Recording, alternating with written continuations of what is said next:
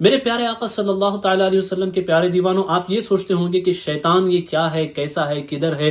آپ اگر احادیث کا مطالعہ کریں اور بزرگوں کی زندگیوں کا مطالعہ کریں، وہ بزرگان دین جن کے مجاہدے اور مکاشفے، ریاضتیں، عبادتیں اس حد کو پہنچ چکی تھی کہ ان کا باطن جاگ چکا تھا، جن کا باطن روشن ہو چکا تھا، اس کے بعد اللہ نے ان کے لیے بہت ساری چیزیں کھول دی، کشادہ کر دی، بہت ساری چیزوں سے پردے ہٹا دیے، تو انہوں نے اشیاء کی حقیقتوں کو، معاملات کی حقیقتوں کو انہوں نے اپنی نگاہوں سے دیکھا اور دیکھ کر کے اسے پہچانا۔ تو ان کے جو مشاہدات ہیں اور احادیث میں جو ذکر ملتا ہے وہ شیطان کے حوالے سے ایسا ذکر ملتا ہے۔ احادیث میں حضور یہ فرماتے ہیں صلی اللہ تعالی علیہ وسلم کہ میں نے مسجد کے اندر شیطان کو دیکھا۔ حضور فرماتے ہیں میں نے مسجد کے اندر شیطان کو دیکھا، اور میں نے شیطان کو ایسی حالت میں دیکھا ہے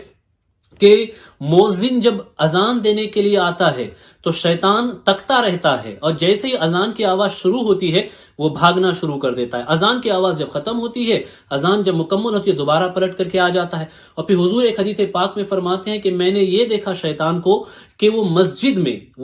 میں مصلیین جب جماعت قائم کرتے ہیں، صفیں بناتے ہیں، تو صفوں کی ترتیب کے دوران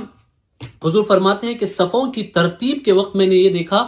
کہ شیطان جو جگہ درمیان میں خالی ہے ان سے داخل ہو کر کے آنے کی کوشش کر رہا ہے، ان کے بیچ میں گھس رہا ہے۔ اسی لیے صفوں کو سیدھا رکھنے کا حضور بہت اہتمام فرماتے تھے، اور فرماتے تھے کندھے سے کندھا ملا کر کے کھڑے ہو اور صفوں کا اہتمام کرو، چونکہ شیطان درمیان سے داخل ہوتا ہے۔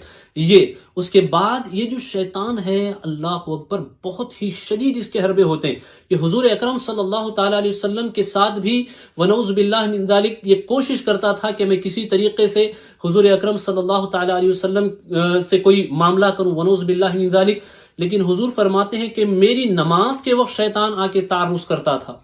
میں جب نماز پڑھتا تھا تو میری نماز کے وقت شیطان آ کر کے تعرض کرتا تھا، اور پھر حضور فرماتے ہیں کہ جب اس نے مجھ سے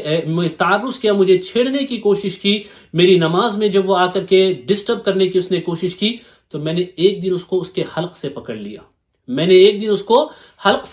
خنقتہ کے الفاظ آئے ہیں، اور گلا ایسے دبایا۔ پھر حضور فرماتے ہیں کہ اس طرح میں نے اس کا گلا دبایا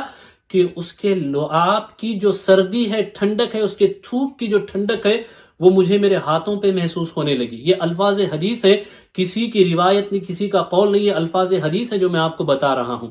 ٹھنڈک مجھے محسوس ہونے لگی، ایسے میں نے اس کا گلا دبایا، پھر وہ وہاں سے پڑھ کر کے بھاگا۔ تو میرے پیارے آقا صلاۃ التسلیم کے پیارے دیوانوں، شیطان کوئی عام شے نہیں ہے۔ شیطان کے حربے اتنے شدید ہیں، اس کے ہیلے اتنے زیادہ ہیں، اس کی ٹیکٹکس ایسے اسٹرانگ ہیں کہ وہ کسی نہ کسی طریقے سے انسان کو گھیرنے کی کوشش کرتا ہے۔